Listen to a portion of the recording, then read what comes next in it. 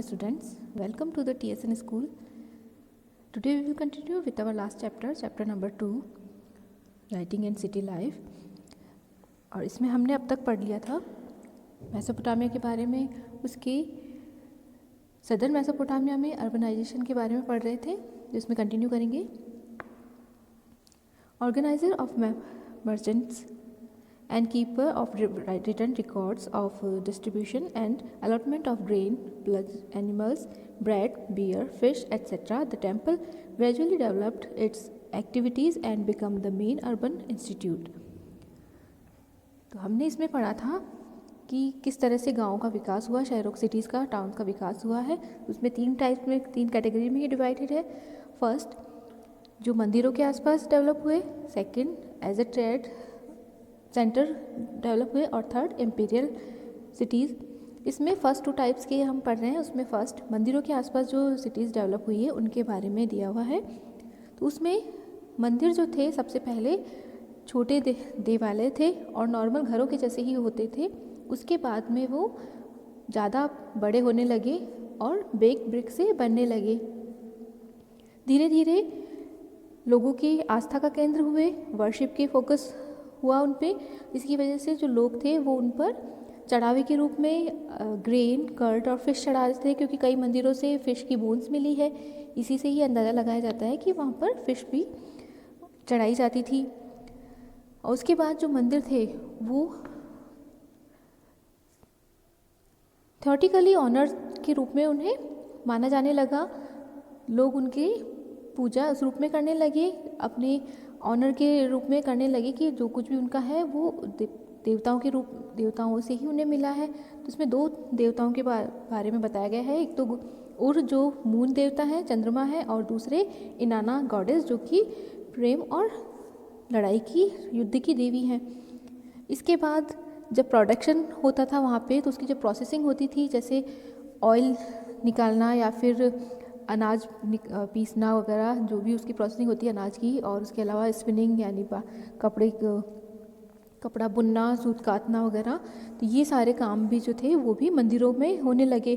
और उसके बाद में जो मंदिर थे वो ज़्यादा इंस्टीट्यूशन के रूप में उभर कर सामने आने लगे. पूरे प्रजाति का पूरा जो लोग थे उन सब समाज के केंद्र बनने लगे, ये महत्वपूर्ण केंद्र बनने लगे. तो जो ऑर्गेनाइजर्स थे प्रोडक्शन के, या फिर जो हाउस होल्ड के लेवल के ऊपर जो थे, घर परिवारों से ऊपर के लेवल के जो ऑर्गेनाइज़र के रूप में देखा जाने लगा मंदिरों को.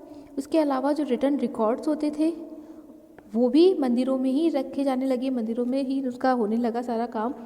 इसके अलावा जो डिस्ट्रीब्यूशन होता था, अलॉटमेंट होता था ग्रेन का, प्लस जो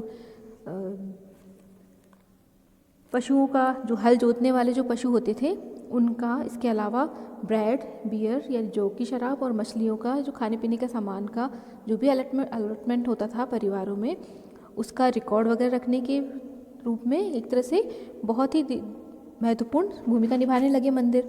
तो gradually developed it's activities and become the main urban institute. तो इंस्टीट्यूशन एक बहुत ही महत्वपूर्ण इंस्टीट्यूशन के रूप में उभर कर सामने आए मंदिर. But there was also another factor of the scene. तो इसके अलावा भी इन मंदिरों की महत्वपूर्ण इंस्टीट्यूशन के रूप में उभरने के अलावा भी और भी कई कारक वहाँ पर थे. In spite of natural fertility, agriculture was subject of hazard.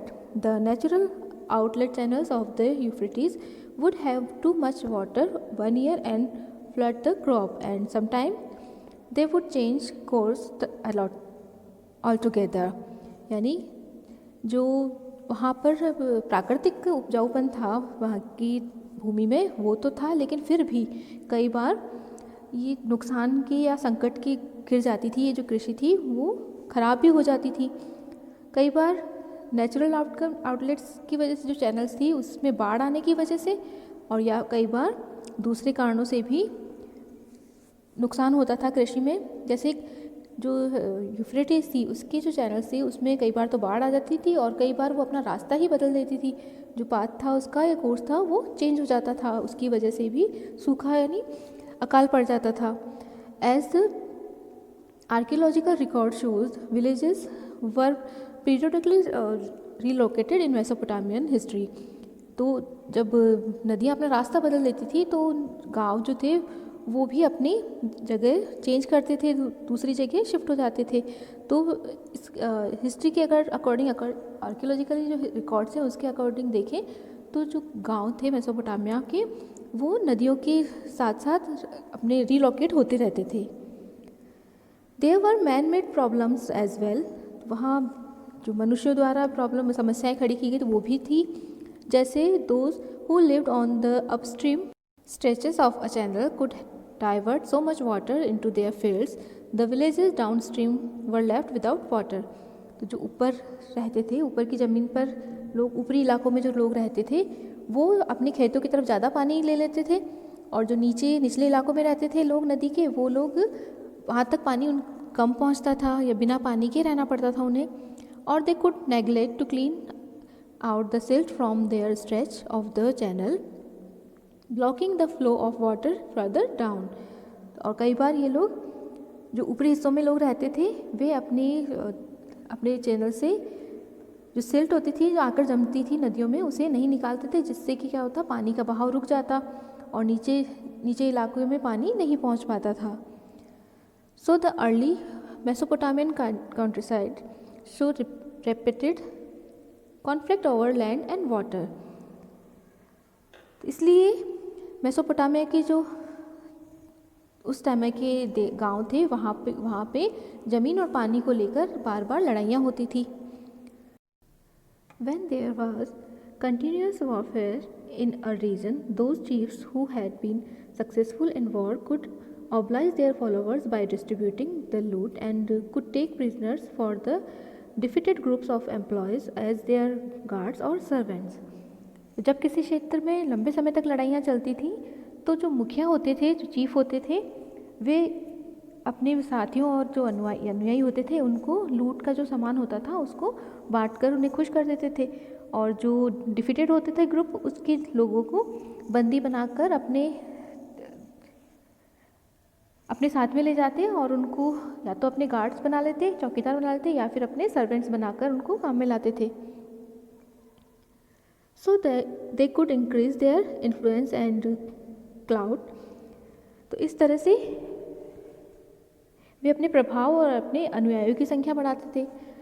Such war leaders, however, would be here today and gone tomorrow until a time came when such leadership came to increase the well-being of the community with the creation of new institutions or practices। तो जो युद्ध में विजयी होने वाले नेता लोग होते थे वे स्थायी रूप से समुदाय के लीडर नहीं बन जाते थे।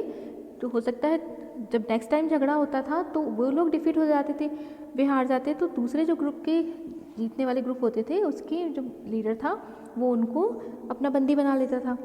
तो इसीलिए इस तरह के जो ग्रुप होते थे वे आज है तो कल ख़त्म हो जाते थे, दूसरे बाद में नहीं रहते थे। लेकिन कुछ समय बाद में ऐसे नेताओं ने जो समुदाय के कल्याण पर अधिक ध्यान देते थे, जो अपनी कम्युनिटी को और अच्छा बनाना चाहते थे, उस पर अधिक ध्यान देने लगे, और जिससे जो विजेता होते थे वो अपनी नई संस्थाएं बनाने लगे और अपनी कम्युनिटी को ज़्यादा बेनिफिट पहुंचाने लगे उसको। In time victorious chiefs began to offer precious booty to the gods and thus beautify the community's temples। They would send men out to fetch fine stones and metal for the benefit of the god and community, and organize the distribution of temples wealth in an efficient way by accounting for things that came in the went out। इस तरह से जो जीतने वाले विजेता मुखिया होते थे वे कीमती सामान जो मिलता था उन्हें लूट में, उसे देवताओं को उन्होंने मंदिरों में देना शुरू कर दिया, अर्पित करना शुरू कर दिया मंदिरों में, जिसकी वजह से जो कम्युनिटी के मंदिर होते थे उनकी सुंदरता भी बढ़ी और उनके साथ ही उनकी जो वेल्थ होती थी मंदिरों की वो भी बढ़ने लगी। इसके साथ ही उन्होंने लोगों को जो अच्छे क्वालिटी के पत्थर और मेटल्स होते थे उसको लाने के लिए भी भेजा, जो देवता और समुदाय को लाभ पहुंचा सके। साथ ही मंदिरों की जो धन संपदा थी, जो वेल्थ थी, वो भी बढ़ने लगी। मंदिरों में आने जाने वाले जो सामान थे उसका भी हिसाब किताब रखकर प्रभावी तरीके से एफिशिएंट वे में उसका संचालन हो सके।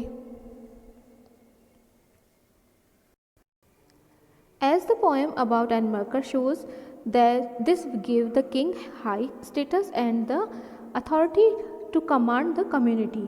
तो इसकी वजह से उन्हें क्या फ़ायदा हुआ कि जिस तरह से अनमार्कर की कविता में बताती है, लोगों को भेजने से और अपने अपने समाज का जो मंदिर था उसकी ब्यूटिफिकेशन के लिए उसने जो स्टोन्स मंगवाए या जो लिखने की प्रथा शुरू की, तो उसी से व्यक्त होता है, उससे पता चलता है कि इस व्यवस्था ने जो चीफ होता था, जो किंग होता था, उसको एक हाई स्टेटस दिया और उसे एक अथॉरिटी मिल गई लोगों को कमांड करने की और अपनी कम्युनिटी पर अपना नियंत्रण स्थापित करने की। We can imagine a mutual reinforcing cycle of development in which leaders encouraged the settlements of villagers close to themselves to be able to rapidly get an army together। तो हम ये कल्पना कर सकते हैं, इमेजिन कर सकते हैं कि अपने जो सेफ्टी है या अपने हितों के लिए, उसको स्ट्रॉन्ग करने के लिए, उसके विकास के लिए एक दौर ऐसा आया जब जो मुखिया लोग होते थे, जो लीडर्स होते थे, उन्होंने जो विलेजर्स थे उनको एंकरेज किया अपने आसपास ही रहने के लिए, जिससे कि जैसे भी जब भी ज़रूरत पड़े तो वो जल्दी से अपनी सेना इकट्ठी कर सके, अपनी सेना बना सके। Besides, people would be safe living in close proximity to one another। तो इसके अलावा जो लोगों को एक दूसरे के साथ रहने से स्वयं की खुद की सुरक्षा भी महसूस होती थी। At Uruk, one of the earliest temple towns, we find depiction of armed horses and their victims, and careful archaeological survey have shown that around 3000 BCE, when Uruk grew to the enormous extent of 2,250 hectares, twice as large as Mohenjo-daro would be, in later centuries, dozens of small villages were deserted। इसके अलावा Uruk के बारे में कहा गया है कि उन दिनों में जब सबसे पुराना जो नगर मंदिरों में से एक है ये नगर उरुक, तो वो उसके जो वहाँ से कुछ चित्र मिले हैं उसमें दिखाया गया है कि सशस्त्र जो वीर हैं या जो हॉर्स राइडर्स हैं, जो आर्मी है, उससे घायल हुए लोगों को चित्र में दिखाया गया है। और इसके अलावा जो आर्कियोलॉजिकली सर्वे हुआ है केयरफुली, सावधानी पूर्वक, उसमें 300 ईसा पूर्व से लेकर 3000 ईसा पूर्व से लेकर आसपास के जब उरुक नगर का विस्तार हो रहा था, जब उरुक नगर का जो नगर की क्षेत्र सीमा है वो बढ़ रही थी, ज़्यादा फैलाव हो रहा था, उस समय उसकी जो एरिया था वो था 250 हेक्टेयर के आसपास। और जब लेकिन जो हमारा उस समय मोहनजोदाड़ो है वो उससे 2 गुना ज़्यादा था, उरुक जो सिटी थी वो, और उसकी वजह से जो आसपास के छोटे मोटे गांव थे, वो नष्ट हो गए थे और उसकी कई गांव वहाँ के ख़त्म हो गए थे उसके विस्थापन की वजह से और नगर के फैलाव की वजह से। मेसोपोटामिया का जो ये शहर था उरुक, वो शताब्दियों बाद में बने शहर मोहनजोदाड़ो से 2 गुना ज़्यादा क्षेत्रफल में था उस समय, करीब 3000 साल ईसवी शताब्दी पूर्व भी। नाउ आगे, there had been a major population shift. Significantly, Uruk also came to have a defensive wall at a very early date. The site was continuously occupied from about 4200 BCE to about 400 CE, and by about 2800 BCE to had expanded to 400 hectares. तो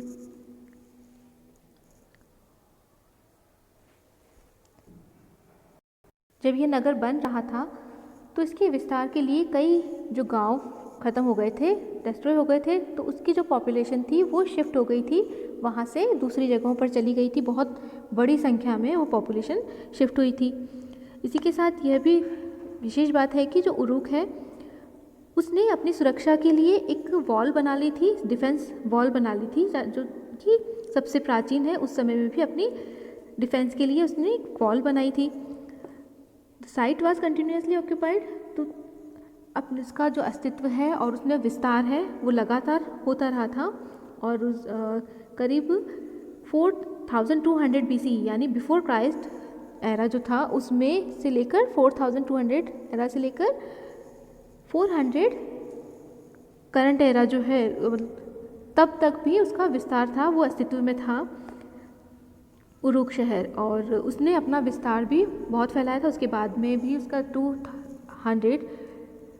250 hectare से बढ़कर उसका विस्तार जो था, उसका क्षेत्रफल जो था वो 400 हेक्टेयर तक हो गया था। War captives and local people were put to work for the temple or directly for the ruler.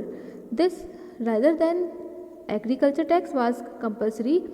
Those who were put to work were paid ration. Hundreds of ration lists have been found with give August people names, the quantity of grain, clothes or oil allotted to them. तो जो युद्धबंदी होते थे, जो war captives होते थे, वो और जो लोकल पीपल थे, स्थानीय लोग, उनको भी अनिवार्य रूप से कंपलसरी था वहाँ पर अपनी सर्विसेज देना टेम्पल को, और या फिर डायरेक्टली टू रूलर यानी जो शासक होता था उससे, उसके लिए उन्हें काम करना पड़ता था। और वो भले ही एग्रीकल्चर टैक्स दे या न दे, लेकिन उन्हें ये वर्क करना कंपलसरी था। साथ ही जो काम करते थे उन्हें राशन दिया जाता था। और बहुत सी ऐसी लिस्टें मिली है जिसमें लोगों के नाम और उनके आगे उनकी जो सामान दिया जाता था उसकी क्वांटिटी लिखी हुई थी, जिसमें उनको मिलने वाला अनाज, उनकी क्लोथ्स और ऑयल की जो क्वांटिटी है वो लिखा हुआ है उनके साथ नाम के आगे।